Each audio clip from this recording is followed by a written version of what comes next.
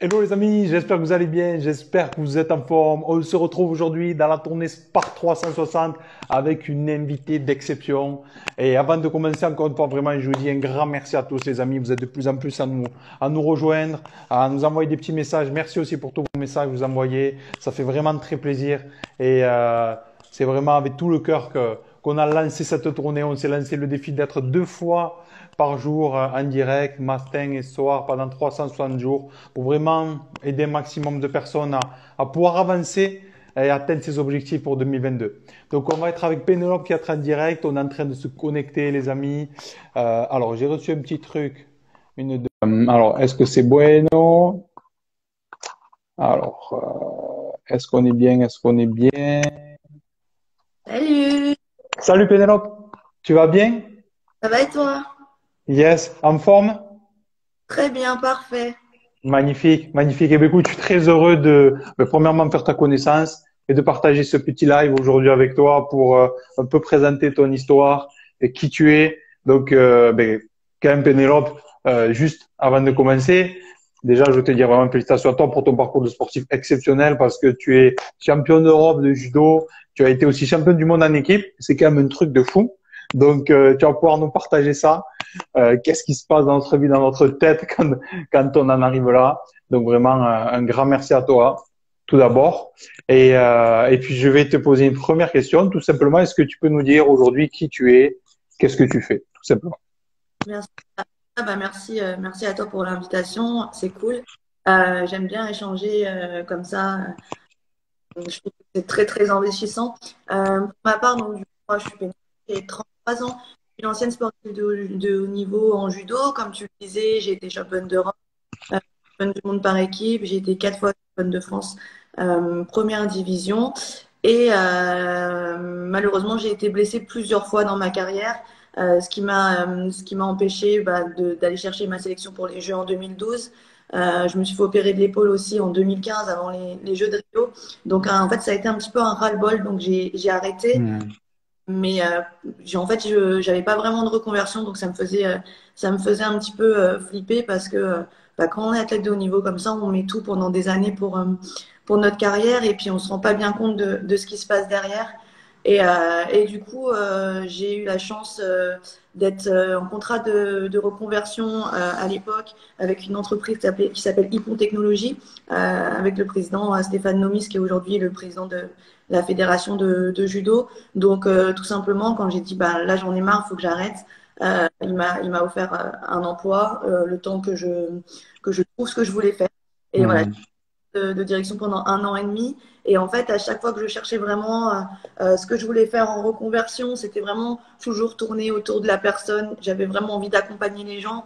En fait, de redonner ce que moi, j'ai eu pendant ma carrière, parce qu'encore une fois, au niveau, quand même assez bien entouré. On a des choix, on peut choisir que ce soit préparateur mental, physique, etc.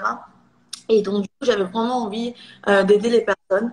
Euh, j'ai tout d'abord fait une formation à HEC de coaching parce que je pensais et je pense encore aujourd'hui que c'est important d'apprendre à écouter les gens. Donc, c'était vraiment dans cette optique-là.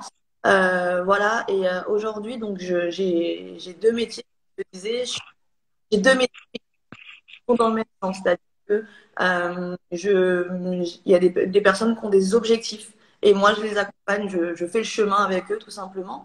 Donc, je suis entraîneur de judo du club de Ponto Combo, donc de haut niveau.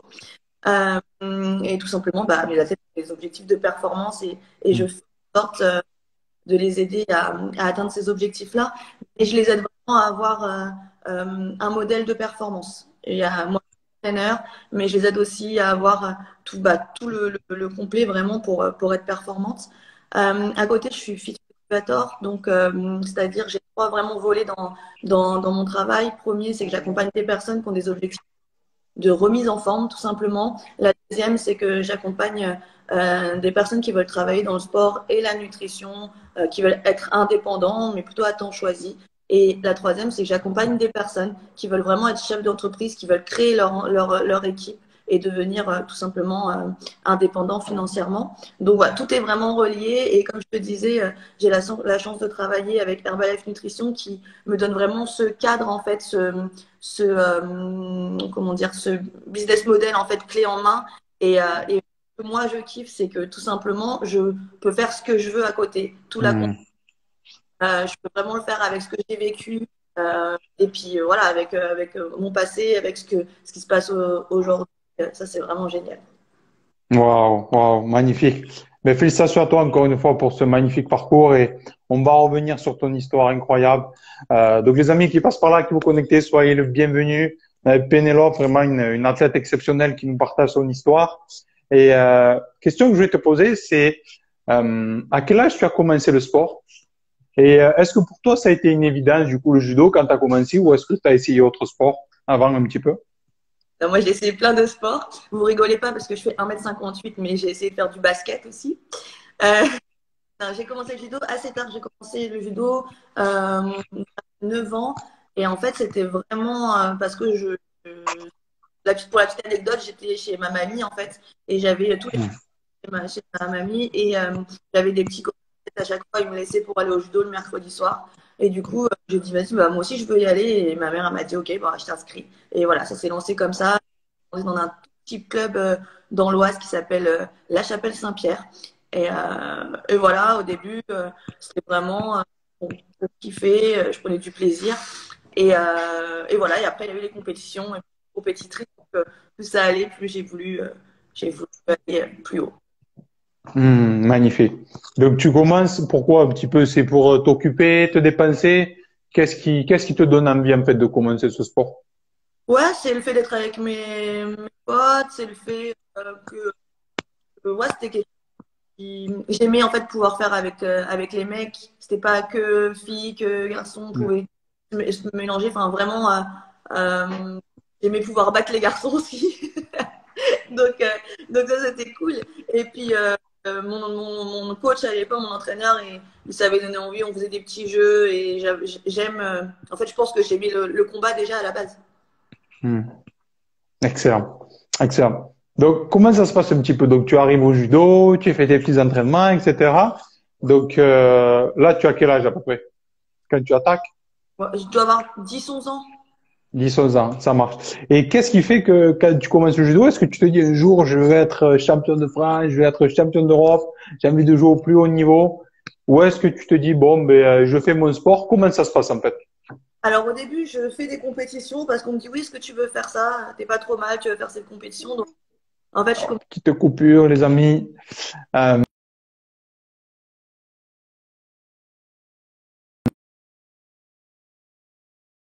aussi. Je sais pas si c'est toi qui as un problème de réseau ou si c'est moi.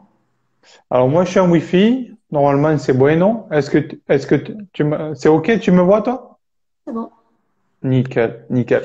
Ouais, donc je te demandais comment ça se passe en fait les débuts? Ouais, je dis Je vais mettre encore plus près que la Wi-Fi. Comment la, ça se passe le début alors? la première compétition en fait que je fais, je finis dernière. Donc c'est Ouais. vraiment une championnat départemental. Je suis cinquième sur cinquième. Donc je n'étais pas très très forte, mais j'ai continué en fait. Et puis ensuite, on m'a dit, ouais, bah, tu peux aller au pôle espoir d'Amiens où tu as une ancienne championne olympique qui entraîne, donc Cathy Fleury. Je dis, Hmm. ah, mais pas, je préfère rester au collège où j'habitais. Je ne voulais pas trop quitter mes parents. Puis après, je suis partie à Amiens, je suis restée 1 an. Puis on m'a dit, à Amiens, j'ai commencé à faire des résultats, j'ai commencé à faire des médailles nationales alors que j'étais jeune. Donc, je suis partie après au pôle de Bretigny. Et là, voilà, j'étais vraiment junior et j'ai commencé à être sélectionnée pour les championnats du monde junior. Donc, je suis rentrée à l'INSEP. Et voilà, en fait, à l'INSEP, c'est vraiment en fait entre junior et quand j'étais à Bretigny que je suis rentrée à l'INSEP que je me suis dit, voilà, je veux faire les Jeux olympiques. Hmm. Et donc, c'était vraiment l'objectif.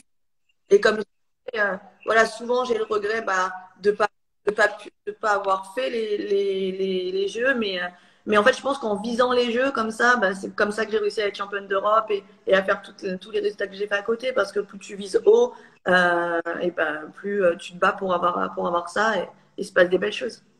Incroyable, incroyable. On va revenir sur ça. Donc, quand tu es jeune, ben, tu vois, comme tu nous dis, à un moment donné, tu vas rentrer pour l'espoir, centre de formation, tout ça. Qu'est-ce qui se passe à un moment donné? Est-ce qu'il y a des gens qui te repèrent, qui te disent, waouh, il y a un potentiel, il y a quelque chose à faire, ou toi-même, tu te dis, ben, en fait, ouais, j'ai un truc à faire. Je suis pas, je suis compétente, j'ai quelque chose à faire. Comment ça se passe, en fait, ce déclic? Est-ce qu'on vient te chercher, ou est-ce que c'est toi qu'à un moment donné, il y a quelque chose, tu te dis, ouais, je peux aller loin dans ce sport? Non, on vient me chercher. On vient me chercher. Je pense même que je suis pas prête, en fait, parce que voilà, je suis arrivée je sais pas comment on dit, en centre de formation. Nous, c'est Pôle France, mais j'arrive en centre de formation un peu comme ça parce que on m'a dit, bah, tu peux aller là ou tu peux aller là. Et puis après, on vient me chercher quand je suis à Bretigny pour aller à l'INSEP. Et en fait, je dis, bah, je crois pas que je suis capable, en fait, d'aller m'entraîner à l'INSEP. Et mon entraîneur à l'époque, il me dit si, j'ai eu des athlètes, j'ai vu des gens passer et bah, tu es prête en fait, tu es prête à la l'INSEP. Ça va être difficile comme tout le monde au début parce qu'on est jeune et puis qu'on rentre avec des gens qui sont expérimentés, mais tu es prête à ça et tu es prête à faire du haut niveau. Donc voilà, comme ça. En fait, je pense que tout au long de ma vie et encore aujourd'hui, je me pose pas 40 000 questions en fait. Je fais et puis au moins déjà j'ai pas de regrets et ben j'ai de l'expérience. Tu vois, je pars toujours du principe que si c'est pas forcément, je me dis pas ouais j'aurais pas dû faire ça, je me dis bah c'est une expérience de plus. Nickel. Donc là, quand tu rentres à l'INSEP, tu commences à te dire c'est sérieux. Comment ça se... Là, tu commences à dans ta tête, ça se passe comment? Est-ce que tu te dis bon, j'y vais, voilà, on verra bien, ou est-ce que tu es là, tu commences à y aller, à te dire bon, vraiment compétition, il faut que je cartonne. Comment ça se passe? Je sais pas, mais je pense que je m'adapte un petit peu en fait et j'essaye vraiment de revenir comme j'étais il y a quelques années parce que c'est vrai qu'avec le recul en fait on voit les choses différemment Hmm. mais je crois que je m'adapte que pour moi bah, c'est la machine à champion donc bah je suis au bon endroit et que de toute manière même si des fois c'est difficile des fois j'ai envie de me plaindre parce que j'aime bien me faire plaindre mais je suis toujours la fille qui est à l'entraînement je suis toujours la fille qui veut faire plus qui m'a d'ailleurs posé des problèmes aussi, parce qu'il faut trouver le juste milieu. Mais je suis toujours quelqu'un de volontaire et je fais toujours les choses à fond, en fait. Excellent, excellent. Et euh, parce que tu sais, beaucoup de personnes ont envie d'entreprendre des choses, des projets, peut-être de devenir sportif, perdre du poids, bref. Et ce que tu dis là, c'est très très intéressant parce que au final, ce qui peut manquer des fois chez les gens, c'est juste ça en fait. C'est ce truc de waouh, comment elle fait pour aller s'entraîner, continuer, etc. La question que j'ai envie de te poser, c'est toi, où est-ce que tu vas chercher cette motivation quelque part? Qu'est-ce qui te donne envie d'aller t'entraîner, te dépasser à ce moment-là? La passion. En fait, j'ai toujours dit, si jamais je prenais plus de plaisir à faire les choses, j'arrête ou je change les choses. Et c'est aujourd'hui dans mon activité, c'est la même chose. Hein. Je bosse beaucoup avec, bah, j'ai une collègue, et à chaque fois que je fais des choses, je dis ça me saoule en fait, j'ai pas envie de le faire. Bah en fait, je vais pas le faire ou je vais le faire différemment. Parce que dès l'instant où ce soit dans ton métier ou dans Hmm. Or, s'il y a des choses vraiment que régulièrement tu n'arrives pas à faire, ça t'embête, tu n'arrives pas à te lever le matin, bah en fait, faut trouver une solution parce que tu ne seras pas performante. Et c'est ce que je dis à mes athlètes aujourd'hui. Je leur dis toujours, voilà, mais vous avez fait, vous vous entraînez dur pour faire des compétitions. En fait, les compétitions, c'est ce que vous voulez faire. C'est donc quand vous êtes en compétition, bah kiffez, vous avez fait tout pour arriver là. Vous ne posez plus de questions. Faites-vous plaisir. C'est pas une contrainte de faire des compétitions. Vous avez recherché et d'aller gagner, de prendre du plaisir sur le tapis.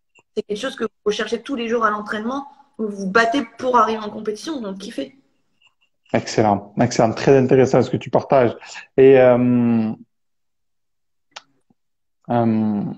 est-ce qu'à un moment donné, justement dans ta carrière de judoka, est-ce que est-ce que tu as perdu peut-être cette étincelle des fois de te dire ouais je vais arrêter, c'est plus pour moi, j'en ai marre, etc. Est-ce que ça t'est arrivé de te dire bah, je vais baisser les bras, je vais laisser tomber, je vais passer à autre chose?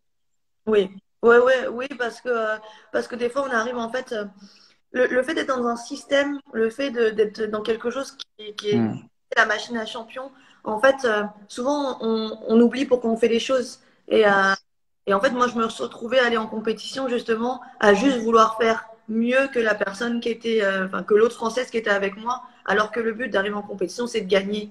c'est de kiffer et de gagner. Et souvent, c'était une question de compétition. Il fallait faire mieux, il fallait se faire bien voir par rapport aux entraîneurs, parce que sinon, enfin voilà, tu vois, c'était les mauvaises questions. Je faisais les choses enfin, je faisais pas pour les bonnes raisons en tout cas.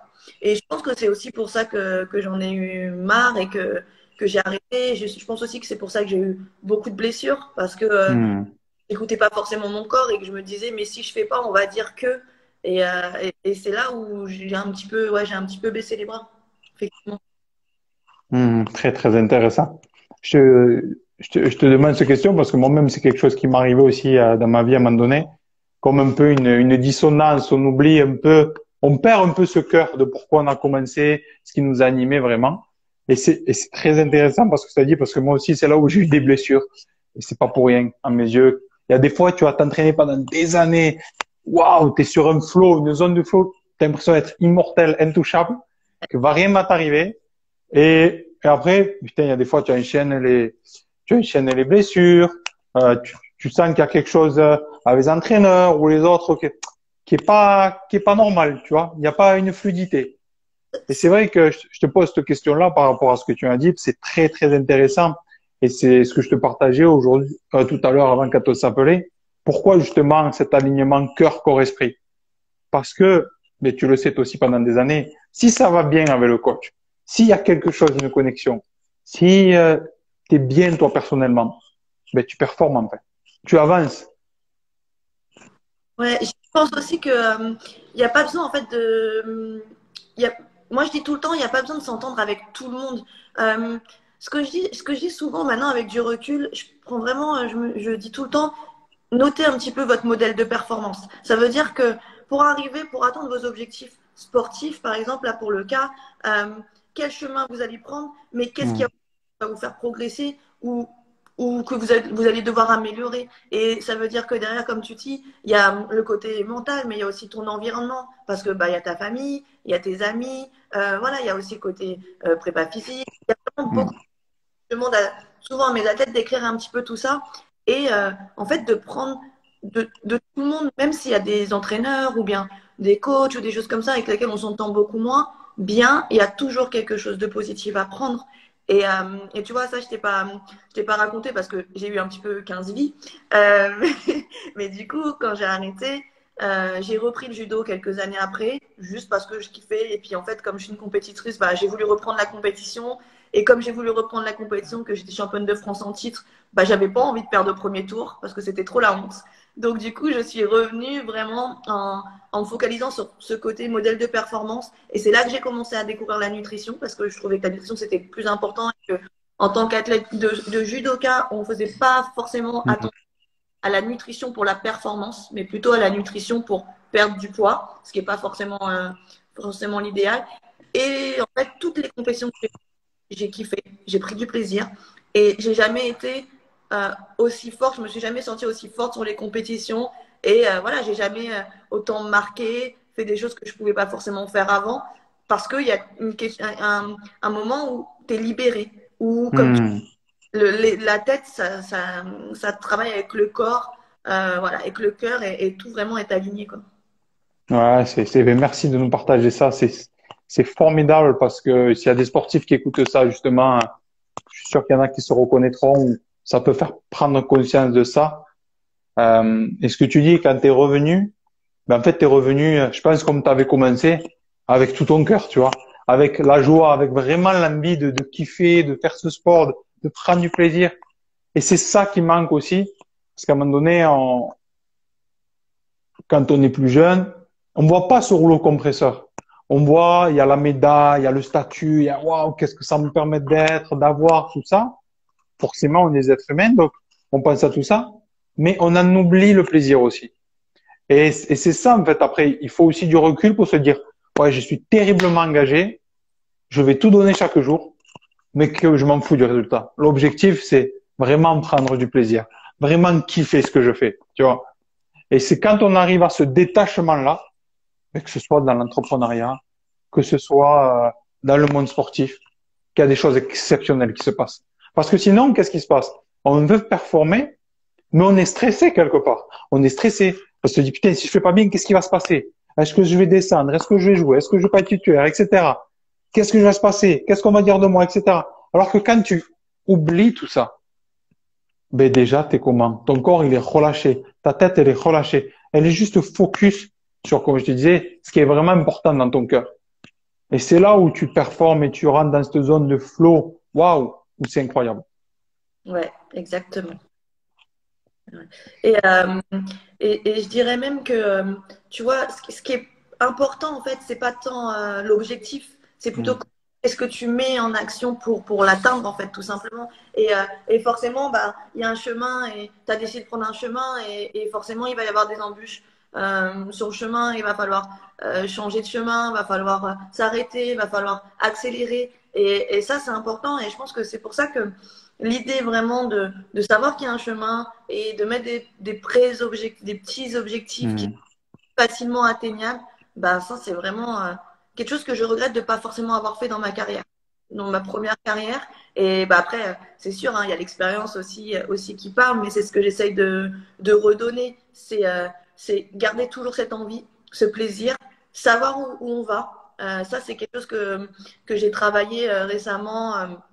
Justement avec mon ancien entraîneur qui travaille encore aujourd'hui avec nous, Franck Bellard, et qui vraiment nous explique que, OK, il y a un objectif, mais c'est trop facile de dire je veux être championne olympique. C'est trop facile de dire je veux être championne du monde. Mais qu'est-ce que tu vas mettre en place pour y arriver? Parce qu'en fait, quand tu arrives à l'INSEP, tout le monde attend que tu dises bah, je veux être championne olympique. Mais il y en a combien des champions olympiques? Donc, est-ce que tu te rends vraiment compte de ce que c'est? Ce qu'il faut. Mm. Et c'est ce que j'essaye un petit peu de transmettre aujourd'hui dans, dans mon activité professionnelle. C'est OK, je veux gagner tant d'argent. OK, je veux aider tant de personnes. OK, je veux, peu importe l'objectif. Mais est-ce que concrètement, tu sais ce que ça veut dire? Est-ce que tu sais quelle action il faut mettre en place d'ici un an, d'ici 6 mois, d'ici 3 mois, d'ici un mois, demain, sur la semaine? Et en fait, c'est vraiment petite étape par petite étape. Voilà comment moi je fonctionne de façon générale en fait. Magnifique, magnifique ce que tu as partagé. Et je vais rebondir par rapport à ça parce que sur deux choses super importantes, c'est que premièrement, comme tu as dit, il faut, pour moi, hein, il faut trouver quelque chose de viscéral, quelque chose vraiment dans ton cœur, quoi que ce soit, qu'importe le défi, de se dire, OK, c'est ça qui m'anime, je sens à l'intérieur de moi, je dois y aller. Donc, je me fixe un objectif clair. Ça, c'est super. Mais la deuxième chose, et que l'on apprend aussi avec l'expérience, et c'est le processus en fait. Le processus. Le processus, c'est quoi? C'est OK, pour aller là, pour devenir ça. Par exemple, pour être millionnaire, parce qu'aujourd'hui, tout le monde veut être millionnaire quand tu es dans l'entrepreneuriat. Tu vois, je veux être millionnaire. Ouais, mais ça va pas du tout se passer comme ça parce que tu n'es pas prêt. Et généralement, on n'est pas prêt. Il faut des années avant d'en arriver là. Des années. Parce qu'il y a un processus physique, mental, émotionnel, énergétique pour en arriver là. Et ceux qui arrivent, c'est parce qu'ils ont compris ce processus-là, généralement. Comme tu as dit, comme si celui qui arrive médaillé olympique ou champion, etc., il y a un processus. Et après, une fois que tu as conscience de ça aussi, c'est se dire, est-ce que je suis prêt? Oui, je veux être cette personne, je veux être ce champion, je veux être ce millionnaire, je veux être, j'en sais rien, Arnold Schwarzenegger, mais est-ce que je suis prêt à faire ce processus-là? Ça veut dire quoi? Se poser et avoir l'humilité de se dire, il y a l'objectif, mais c'est quoi en fait que je vais devoir faire tous les jours? Parce que moi, je pars du principe que c'est tous les jours. C'est tous les jours. Et ça veut dire quoi? Ça veut dire qu'il va falloir que je me lève plus tôt, peut-être à 4 heures, à 5 heures, peut-être que je m'entraîne 2 fois. C'est-à-dire qu'il va falloir que je m'organise avec ma famille, peut-être si j'ai une famille, il va falloir que je fasse quoi? Et juste ne pas se mentir en fait. Et ça, c'est pour moi très, très, très important. Tu Et, vois, ouais, vas-y. et je voulais juste ajouter un truc aussi sur ce que tu dis, parce que je vois un petit peu dans les commentaires Goldman Business qui dit qu'il gère une personne et qu'elle se rend pas compte des sacrifices. Et en fait, euh, c'est vrai qu'il y a des sacrifices à faire, mais qui deviennent en fait normaux à un moment parce que ça fait partie de ta vie. Mais par contre, Ouais. il faut accepter que ton entourage ne pense pas comme toi. Il faut accepter que on n'est pas tous les mêmes objectifs. Et tout ça, je le dis parce que c'est encore difficile pour moi, ça a été difficile pour moi et ça l'est encore, de me dire, mais pourquoi je vais pas, pourquoi cette personne, elle pense pas comme moi? Enfin, c'est pas normal qu'elle pense pas comme moi. Et voilà, il y a des sacrifices à faire. Quand vous savez que bah, c'est l'anniversaire de votre maman, tous les ans, vous ne serez pas à l'anniversaire de votre maman. Quand vous savez que y a les fêtes de Noël et que vous, le 5 janvier, vous avez un championnat de France et que c'est hors de question que au jour de l'an, vous allez prendre une caisse avec boire de l'alcool, etc., avec vos amis, parce que c'est pas possible, bah, ça, c'est des sacrifices. Mais finalement, quand tu es vraiment dans ton objectif, ça, c'est pas un sacrifice, en fait. Tout à fait. C'est C'est tout à fait ça. Je suis entièrement d'accord. Et, et c'est vrai, et pour moi, l'unique question à se poser, c'est pourquoi je veux faire ce que je veux faire? Pourquoi je veux faire ça, en fait? Vraiment, vraiment. Et sonder au fond de soi-même, est-ce que vraiment je suis prête à faire face à tous les obstacles, à toutes les personnes, aux critiques, qu'on me dise que je suis dans une secte, qu'on me dise que je suis fou, qu'on me dise mon entourage, ma famille, tout ça. Et c'est vraiment, et l'objectif, c'est, bien sûr, sur le chemin, ça va se faire petit à petit, mais déjà, si on entend ce message-là, ça nous permet de nous préparer, tu vois, à quoi il va falloir faire face. Parce que oui, on peut se dire que je suis très fort physiquement, je m'entraîne, je suis une machine, etc. Je suis OK, moi aussi j'étais dans ce processus-là. Mais est-ce que j'étais fort émotionnellement?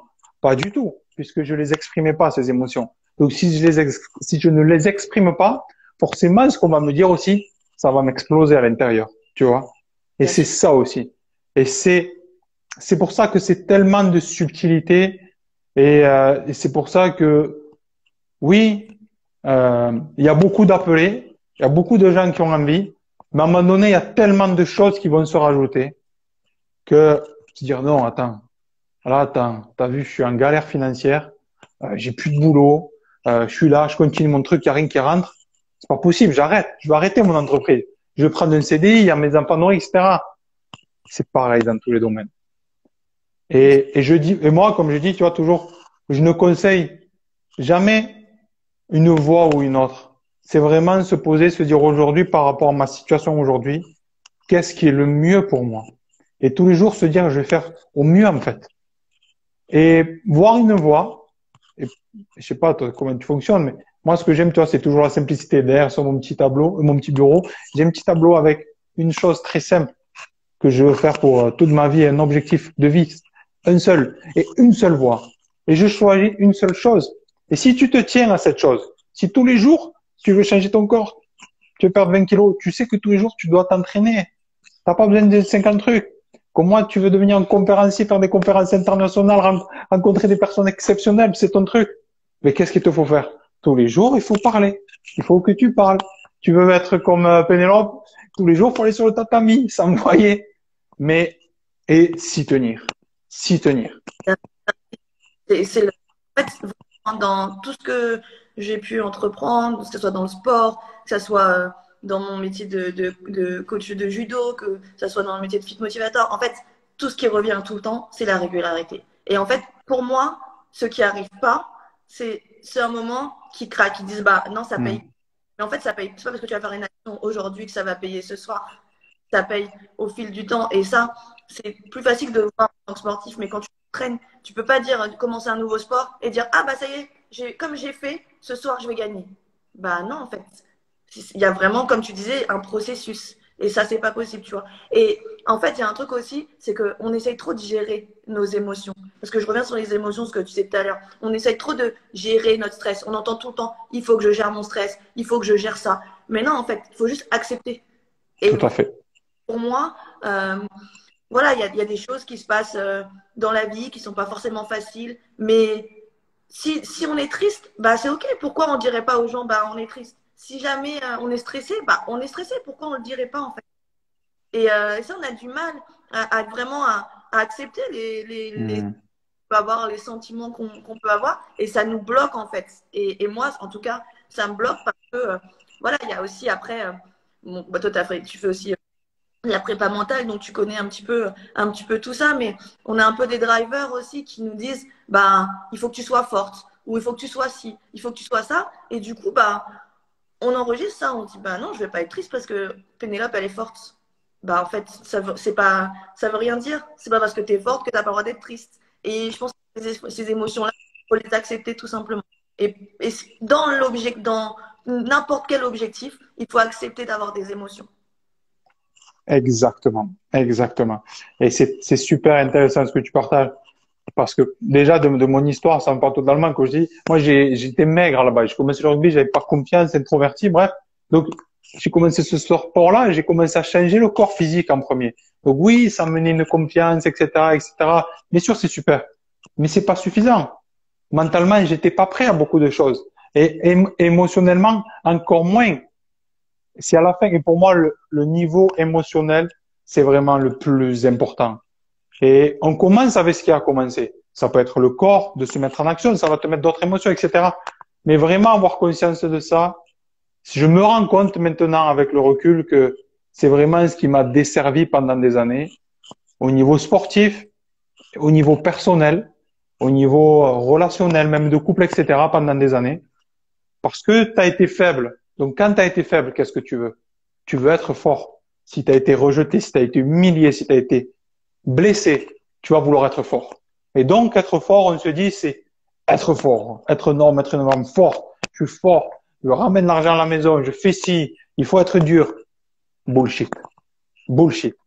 Et les gens, peut-être qui regardent cela, ils vont se dire, ouais, mais John, tous les jours, tu parles de motivation. Oui, oui, je parle de motivation. Je parle de ci, de là, d'être engagé. Mais ça n'empêche pas qu'être engagé, d'être avec soi. Être avec soi, c'est être avec son cœur, avec ses émotions. Et comme tu l'as dit, moi, des fois, j'ai envie de péter les plombs. Eh, mais je pète les plombs, je crie.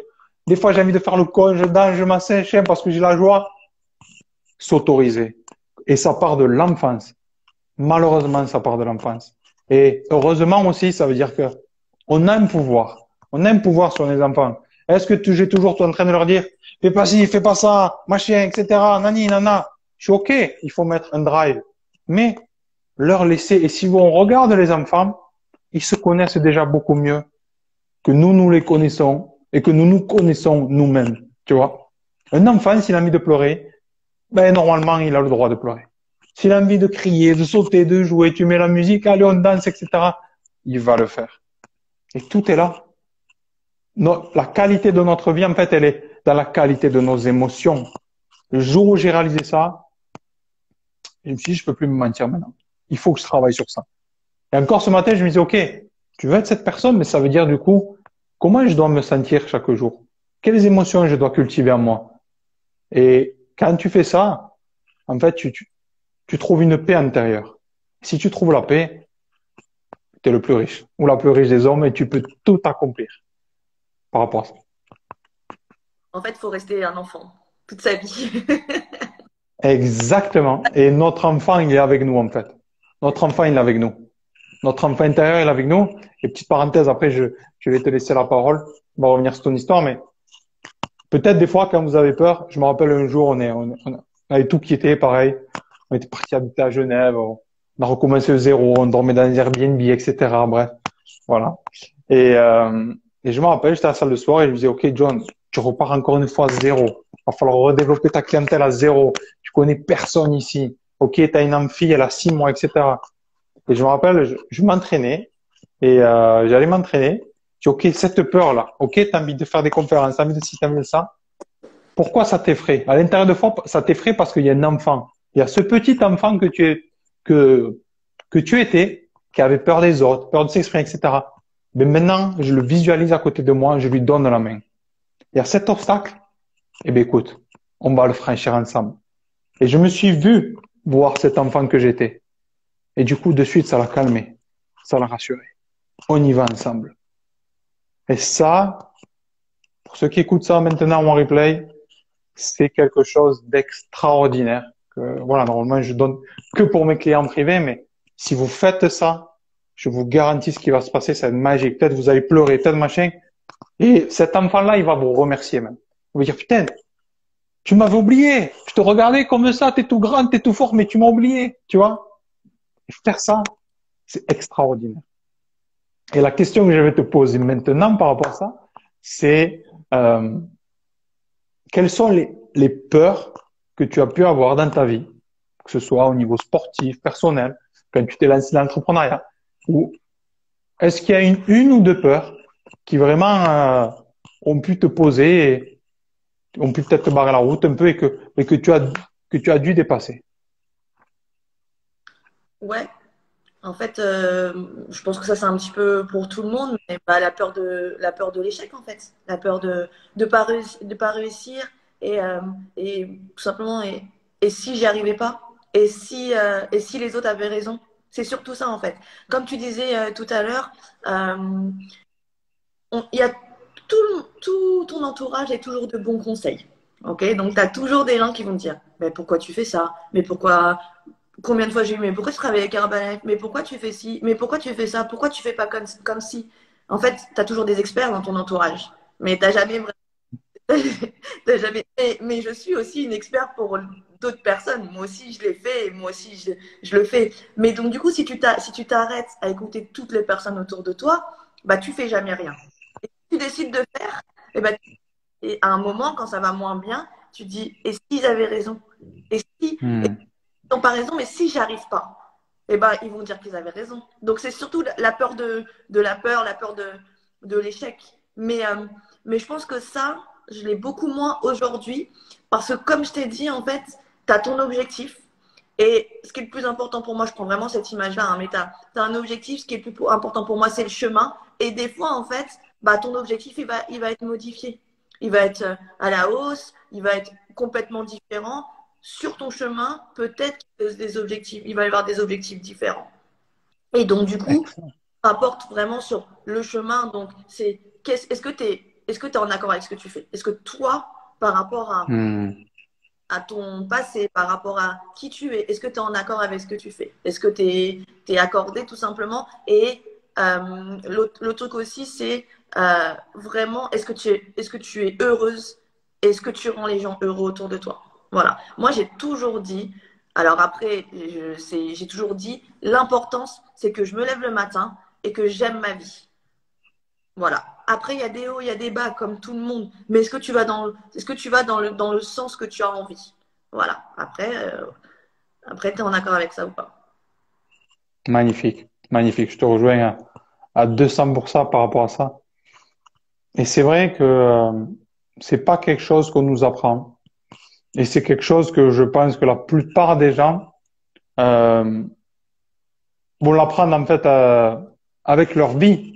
Et à un moment donné, on a tous l'opportunité, je suis convaincu qu'on a tous l'opportunité de pouvoir s'accorder comme une guitare, ça m'a fait penser, pour jouer une bonne vibration. Parce que nous sommes tous vibrations. Et ça, c'est super important. Parce que si je suis bien, si je suis accordé, comme tu as dit, si je me lève, je suis bien, ok, je suis bien. Peut-être aujourd'hui, il y a des choses comme tout le monde qui peuvent peut-être me frustrer ou quoi que ce soit, ou j'ai pas ci, j'ai pas ça. Mais si chaque jour, quand tu te lèves, tu es pleinement heureux par ce qui t'anime, en fait, toutes ces petites choses-là, tu les dépasses. Tu les vois même plus, en fait. Ça peut être même le manque d'argent, ça peut être le fait d'être seul, ça peut être le fait de, ouais, d'être seul ou même de ne pas avoir quelqu'un pour l'instant dans sa vie à partager. Mais si vraiment il y a quelque chose qui t'anime, tu dépasses tout ça. Et pour rebondir par rapport aux objectifs, par rapport à ça, c'est euh, chaque jour. En fait, je peux pas échouer. Je peux pas échouer. C'est impossible d'échouer. Impossible d'échouer si tous les jours je mets une pierre à mon édifice. C'est une évidence. Il y a une petite histoire de Will Smith que je raconte rapidement. C'est Will Smith quand il était jeune avec son père. Son père allait ouvrir un autre magasin, ok, un autre magasin où vendre des choses alimentaires, bref. Et quand avant de construire ce magasin, il a pris ses enfants, Will Smith et son frère, qui avaient 12 ans, et tous les soirs, il a dit, ok, on va venir, vous allez venir avec moi, on va construire le mur pour le magasin. Et donc, tous les jours, ben, ils ont pris les parpaings. Allez, on pose les parpaings, on pose un parpaing, on pose les parpaings. Et au bout d'un an et demi, ils ont dit, waouh, on a créé ce mur. C'est possible. Nous, des enfants, on a fait ce mur-là, on y est arrivé. Et c'est juste magnifique parce que, comme il dit, je suis persuadé que mon père le savait, qu'il a fait exprès pour nous montrer, en tant qu'enfant, cette leçon que si tous les jours, je pose cette pierre, mais c'est une évidence que j'avance. C'est une évidence que j'ai réussi. Et le jour où j'ai compris ça, il m'a fallu beaucoup, beaucoup de temps. Je fais un point sur ça d'ailleurs J'ai dit, il m'a fallu 30 ans pour comprendre ce que je recherchais vraiment, ce sentiment de satisfaction au quotidien, parce que j'étais un éternel insatisfait. Et le problème, quand tu es un éternel insatisfait, ta vie, c'est de la merde. Tu as l'impression que tu es heureux que quand tu as, que quand tu gagnes, que quand tu auras l'objectif. C'est pour ça que, oui, l'objectif. Mais maintenant, tu l'as dans ta tête, ok, si vraiment, vraiment c'est ça, il est avec toi, il dort avec toi, il vit avec toi, il est en toi parce que c'est toi, en fait. C'est toi. Ton objectif, c'est juste devenir toi. C'est ça que tu veux. Et si tous les jours, je mets des actions pour m'honorer, ben, je suis bien, en fait. À la fin de la journée, si, ok, pour moi, je fais cet exercice souvent comme ça, c'est, vous dessinez un cœur, vous mettez 4 artères. Dans ces artères, je me demande, c'est quoi vraiment qui est important pour moi? Et c'est le sport, ça me permet de me sentir bien, être en vie, c'est le fait de redonner sa famille, etc., passer des moments de qualité, du temps de qualité, voilà, prendre le temps vraiment d'être avec mes enfants, jouer avec eux. Si vous faites ça, vraiment, à la fin de la journée, vous êtes heureux, heureuse, et qu'importe ce que vous avez, qu'importe où vous êtes super bien. Et quand on réalise ça, on lâche une putain de pression de vouloir réussir pour sa famille, de vouloir sauver sa famille, son père, sa mère, ses frères, ses sœurs, de vouloir l'acheter un château, de voir tout ça. Tout ça, moi, je me suis mis ces cailloux dans le dos. Mais c'est pas ça. Et si on court pour l'argent, si on court pour la reconnaissance, si on court, c'est pareil. C'est pas ça, en fait. De toute manière, si moi j'ai compris ça, hein, si tu fais les choses pour les autres, parce que c'est souvent ce qu'on fait en fait. Voilà, parce que on se dit il faut pas être égoïste, il faut penser aux autres, etc. Il n'y a pas de souci. Mais si on fait les choses pour les autres, à un moment, on va les rendre malheureux en fait. Parce que si toi tu fais pas les choses, t'es pas en accord avec ce que toi t'es pas heureuse, bah tu vas pas pouvoir aider les gens à être heureux. Et ça, c'est important de se dire, après, quand je parle de toujours vraiment être heureux, etc., ça veut dire que bien sûr, il va y avoir des erreurs. Bien sûr, il va y avoir des choses qui vont être moins bien faites. Mais il va falloir se servir de ça, de ces erreurs-là. C'est ce que je disais tout à l'heure avec les émotions. Il faut accepter, en fait, que ce soit pas parfait. Il faut accepter que de toute manière, faut faire des erreurs. Mais si tu fais pas, bah, il n'y aura pas d'erreur, ça c'est sûr, mais tu n'auras pas fait. Et comme tu dis, si tous les jours tu mets une petite pierre, même si elle n'est pas bien posée, la pierre, eh ben, c'est pas grave, tu la poseras bien un peu mieux demain. Tu vois, et moi, je prends pas l'exemple de la pierre. En général, je prends beaucoup l'exemple de semer, en fait. Donc, si vous semez dans un champ des graines, peu importe si la graine n'est pas bien mise, ça va pousser. Et peut-être que sur tout ce que tu vas semer, bah, il va y avoir un tiers qui va pousser. Mais ça sera toujours mieux que si tu ne sèmes pas. Tout simplement. Exactement. Exactement. Tout à fait. Magnifique par rapport à ça. Une petite question que je vais te poser maintenant, c'est un truc un peu puissant. Donc déjà, encore une fois, félicitations pour ton parcours exceptionnel, vraiment qui est très très inspirant. Et pour ce que tu fais aujourd'hui, pour tous les gens que tu aides, vraiment. On va dire que tu vas vivre jusqu'à 120, 130 ans, 140 ans en super santé. Tu vas réaliser tous tes rêves les plus fous, tout ce que tu veux. Tout ça, ça va se faire. C'est une évidence. Et, euh, et avant de partir, on te dit, OK, Pénélope, merci pour tout ce que tu as fait, mais tu ne peux laisser que 3 choses sur cette terre. C'est horrible ce que tu fais parce que c'est horrible. Ouais. Parce que tu sais, les pharaons, ils ont essayé de prendre des trucs avec eux. Ils se sont fait voler, ils ont rien pris. Donc, tu peux laisser que 3 choses, 3 conseils, 3 mots pour ce monde, pour ces enfants. Qu'est-ce que tu aimerais laisser? Alors, déjà, ce que j'aimerais laisser, c'est une trace de, je sais pas comment dire, pas une trace de moi, de mon nom, mais une trace de, de la façon d'aider les gens. En fait, je veux laisser quelque chose, ça peut se faire tout le temps, même après, même quand je suis pas là, même après ma mort, etc. Je veux vraiment aider vraiment le plus de personnes et leur apprendre aussi à aider d'autres personnes, etc. Et que ça se fasse de génération en génération pour ne plus avoir besoin de moi quand je suis pas là, justement. Voilà. Excellent. Et ça prendrait quelle forme, ça? Ce serait de la formation. Ce serait de la formation, du savoir qui sera transmis, etc. Donc, c'est de la transmission. OK. Excellent. Voilà. On peut dire que c'est trois choses. La deuxième chose que j'aimerais laisser, c'est bête, hein, mais des bons souvenirs. De dire, voilà, c'est une personne qui aimait la vie, qui donnait le sourire, qui était rayonnant. Voilà, que des choses positives, peu importe la situation et le monde. Et je me suis toujours forcée, même quand c'était difficile, etc. Et ça, c'est un point qui est important. Je me suis toujours forcée à sourire. Je me suis toujours, parce que j'ai toujours pensé que le sourire était contagieux. Et en toi, tu vas pas, si tu souris aux gens, ils vont sourire et du coup, ça va te donner vraiment quelque chose de positif. Yes. Donc, ça, c'est vraiment quelque chose que voilà, je veux que les gens se disent, bah ouais, c'est toujours une fille, même si ça allait pas trop, elle avait le sourire, elle avait la pêche, etc. Magnifique. Voilà. Une dernière chose? T'as un troisième jeu, Aladdin.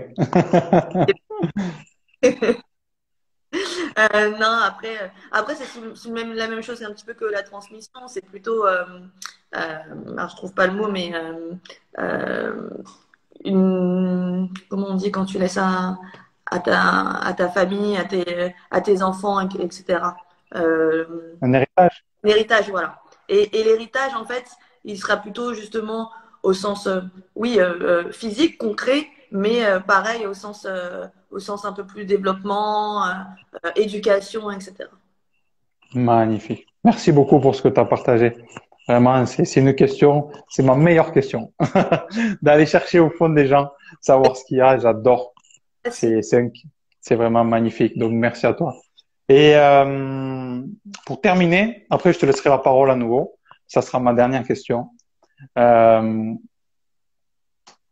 Si tu pouvais laisser une phrase peut-être qui, un mantra, je sais pas, c'est quelque chose peut-être qui te guide, t'aimerais laisser, où là, il y aurait gravé ton nom, ton prénom, et dans ce monde, quelle phrase t'aimerais laisser? Alors là, je n'étais pas préparée à ça, mais euh, tout de suite, ce que je veux transmettre aux gens, c'est ne soyez pas parfait, n'essayez pas d'être parfait, faites les choses en fait.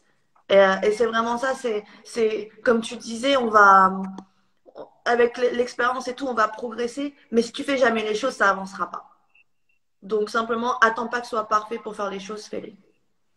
Hmm, excellent, magnifique. La messe est faite, on peut sonner la cloche. Magnifique. Non, ben non, franchement, c'était la folie. En tout cas, je te remercie encore une fois pour tout ce que tu as partagé.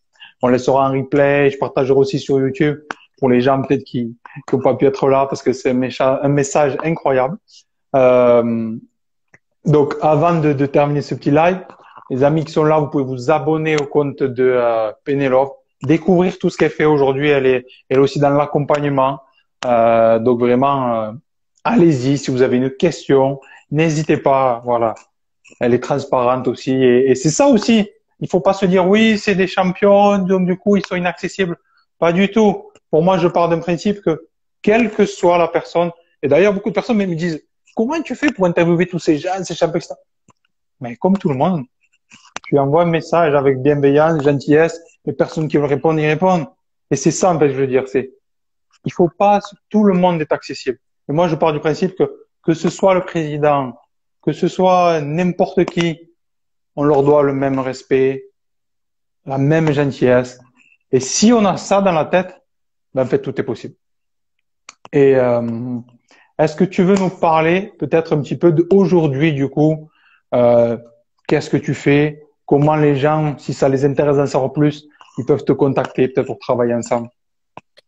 Ouais, déjà, merci beaucoup, Jonathan, à toi pour cette interview. C'était très enrichissant pour moi. Merci à toutes les personnes qui ont suivi ou qui suivent en replay. Euh, je vois Billy qui met un petit message.